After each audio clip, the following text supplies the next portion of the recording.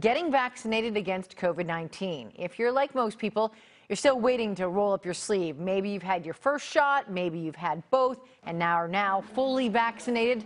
But what does that really mean? Everyone seems to have questions about what's safe and what's not after vaccination. With me now is Dr. Naket Sanpal. He's an internist in New York City. Doctor, thanks so much for joining us. Oh, thank you for having me. Before we get to all the questions that people have after they get the vaccine, let's talk about getting the vaccine, because a lot of people are still in line to get the vaccine. And I'm sure you've heard from people who are reluctant. There's hesitancy in getting the vaccine. What do you tell patients who say to you, Doc, I'm not sure? It's a big concern these days with people who are hearing a lot of incorrect and false information regarding the vaccine. It's being spread across social media and word of mouth. What I can tell them is that the vaccine is incredibly safe. Everyone is concerned it was created too quickly. But the fact is that the scientists who are working on this have been working on it for many, many years, and they simply used the research from that time period, applied what they have about COVID-19, and essentially, in a very, very simplistic way, put the 2 points together and achieved what is a life-saving vaccine. So it's incredibly safe and should be gotten. I've heard in some areas of the country, even up to 30% of medical personnel who have the opportunity to get it now are hesitant. And so then we look at the bigger population. Can this hesitancy slow down our overall timeline in terms of getting to herd immunity? So the hesitancy from just in general, whether it be healthcare workers or the general population, will slow things down. Herd immunity is achieved when at least 80% of the population is vaccinated. So if you think of it like a pinball machine, if the pinball can't touch 8 out of 10 of the sort of slots, then it won't proceed forward in the machine. In the same way with the vaccine, if the vaccine is blocked by going from 8 people, then it won't get to the 2 or have a lesser probability of getting to the 2 who are unvaccinated. How about people who have had COVID-19? Should they get the vaccination? It's a great question. My answer is absolutely yes. The reason why, number one, everyone has a varying response to both COVID-19. And so some may have engendered antibodies, some may have engendered a small amount, some may have engendered a lot. But the point that we know is that the vaccine with 2 doses should create at least a 95% success rate in preventing it. If you get the 2 doses, which leads me to my next question, yes. For a variety of reasons, some of the clinics to get the 2nd doses have been delayed, whether or there's just not enough vaccine. So should people be worried? And what's the window that they really need to get that 2nd dose within? So the first thing is Pfizer, you get 1 dose, 21 days later, you get the 2nd. Moderna, you get 1 dose, 28 days later, you get the 2nd.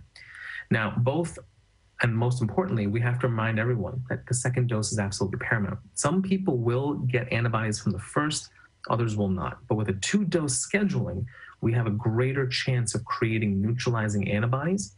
The phase 1 and phase 2 data showed that 2 doses were definitely better than 1 in creating those antibodies.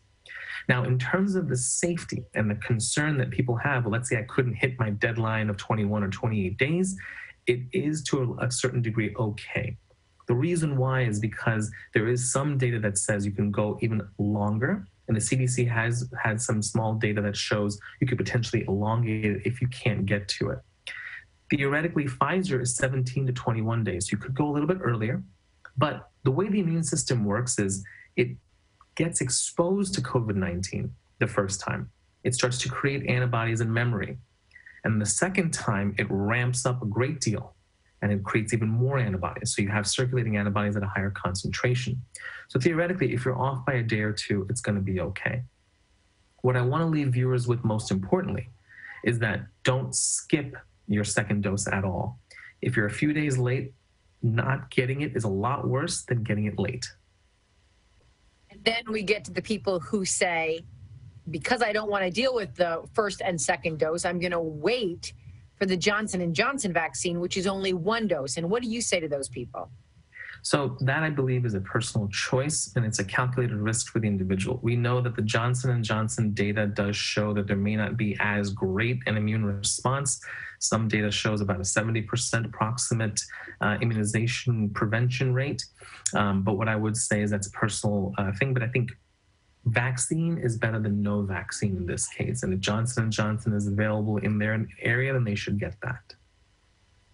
Let's talk about the variants, because I feel like we continue to get a little bit more information every day about the variants and about how the vaccines respond to the variants. Can you talk about that?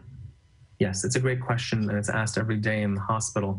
What about the variants? Unfortunately, at this time, there's just not enough data yet, which is why we're asking everyone, once you've gotten your vaccinations, we want you to go ahead and continue wearing masks, hand hygiene, wash your hands, and continue to practice and being very, very vigilant. This is not the time to let your guard down. More importantly, the vaccine isn't a golden ticket. It's going to help reduce the amount of infections. But more importantly, the lifestyle measures as well as the vaccine are going to buy time for scientists to come up with data to say, are the variants going to be a problem?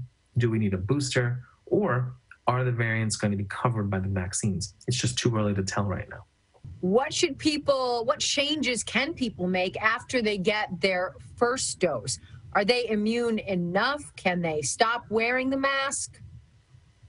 So wearing the mask can never be stopped. Essentially, when you get the first dose or even the second.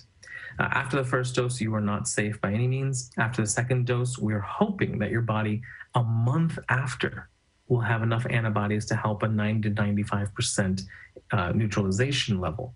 However, with that being said, we still have to wear masks because people can still become infected. There's still a 5% risk. More importantly, when they are infected, they could be spreading it asymptomatically by simply having a false sense of security. So hand washing, social distancing, wearing masks is still as paramount as ever and will probably continue to do so. So does anything really change in one's life after they get the first and second dose and a month later? Not to a greater degree, no. In terms of those things that we put into place for protection, it hasn't, because even though you are vaccinated, you still have to protect your neighbors and the people around you. And so we're still having people, and we still want people to wear masks to protect those who are unvaccinated. And even if they are vaccinated, there's still a 5% risk. And 5% might not seem like a big number, but it is if you're the 5. Even after you get vaccinated, you might still need to be tested, maybe tested for travel, maybe tested in your workplace. Does being vaccinated impact that at all? Yes. So travel is a question I get a lot. Everyone's like, hey, it's winter. Can I get out of here? And the number one thing I tell people is that even if you are vaccinated, you have to get 2 doses and wait at least a month for your immune system to create enough antibodies. And even at that point, we're only recommending that you travel only if you have to. Right now, healthcare institutions are still overwhelmed. Doctors, nurses, the entire staff of the hospital is at their wits' end and are exhausted. They've been fighting this battle for a year now. So if you can avoid taking risks that put you at a susceptible place to even contract the virus, that's the best thing to do, is to avoid it altogether. So only travel if you absolutely need to. We're going to still see masks and social distancing and hand washing, good hygiene for a while, aren't we? I believe so, and that's probably what has also contributed to the dropping rates in influenza this year. We protected ourselves a great deal towards COVID-19, and we essentially bottomed out with flu. There is very little, if any, going around, and it proves that we can get flu under control if we are careful. And we can do the same thing with COVID-19 if we're careful.